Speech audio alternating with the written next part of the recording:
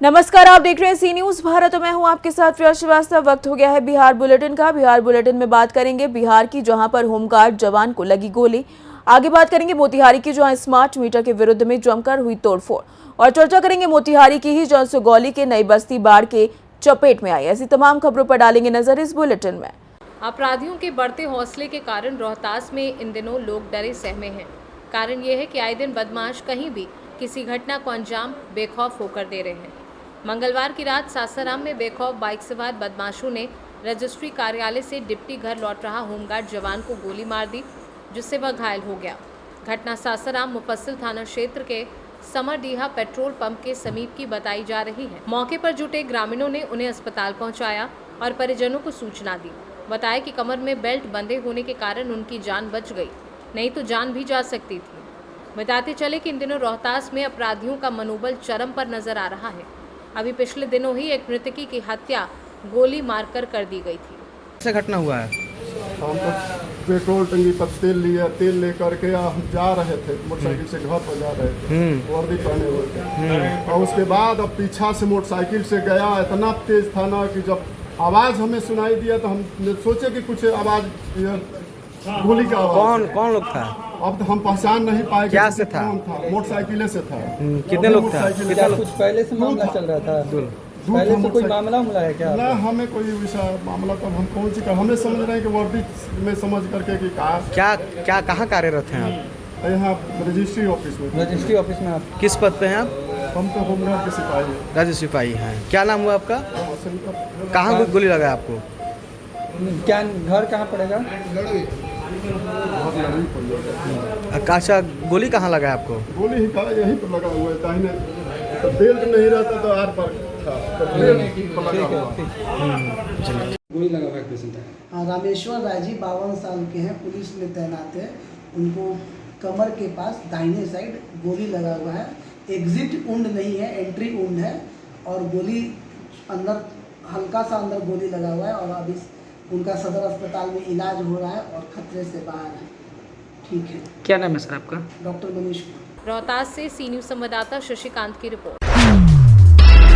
राजद के smart meter के विरुद्ध धरना के बाद उग्र महिला व पुरुषों ने पताही पावर सब स्टेशन प्रखंड कार्यालय व अंचल कार्यालय में जमकर उत्पात मचाया। साथ ही बिजली विभाग के कर्मी, प्रखंड कर्मी व अंचल कर्मियों के संग मारपीट भी की, जिसके बाद पब्लिक प्रॉपर्टी को तोड़फोड़ करने के आरोप में पताही थाने में 2 प्राथमिकी दर्ज की गई।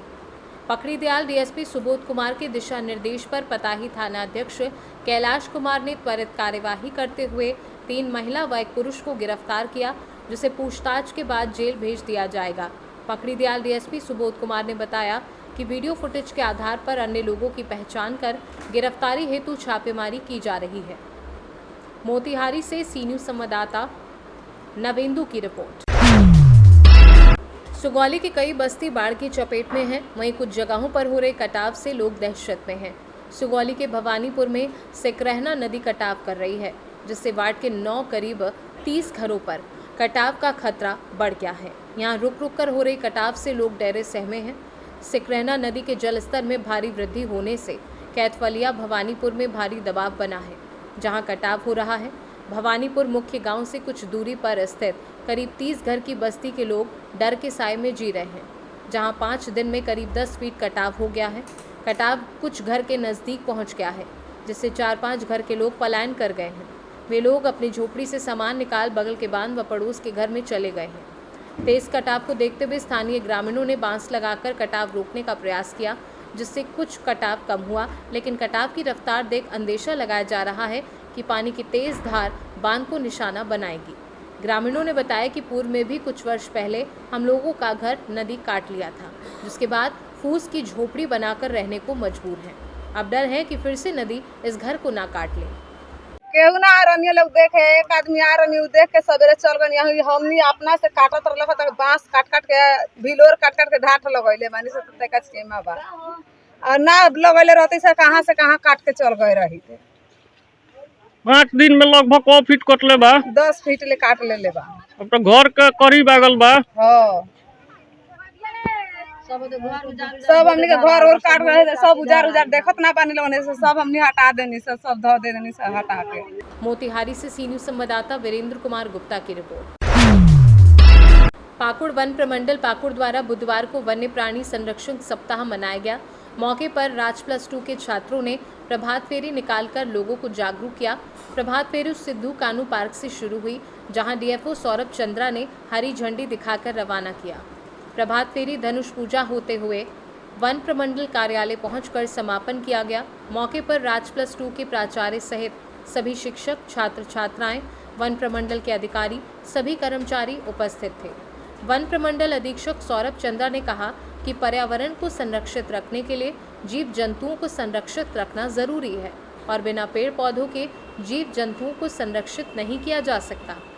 वन प्रमंडल के द्वारा 2 अक्टूबर को देश के पुरोधा महात्मा गांधी के जन्म दिवस के उपलक्ष्य पर वन प्राणी सप्ताह का शुभारंभ किया जा रहा है। ये इस पूरे सप्ताह 8 तारीख तक का कार्यक्रम है और इस दौरान आज की शुरुआत हम लोग प्रभात फेरी से करने जा रहे हैं। जैसा कि आप सभी जानते हैं कि वन प्राणी सप्ताह मनाने की जो शुरुआत है 1952 से हुई।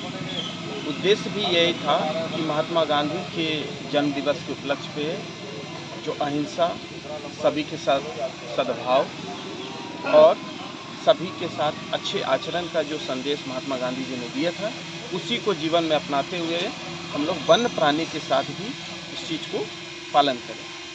तो उसी क्रम में आज 2024 में वन प्राणी की सप्ताह की शुरुआत यहाँ पर पाकुड़ वन प्रमंडल द्वारा की जा रही है।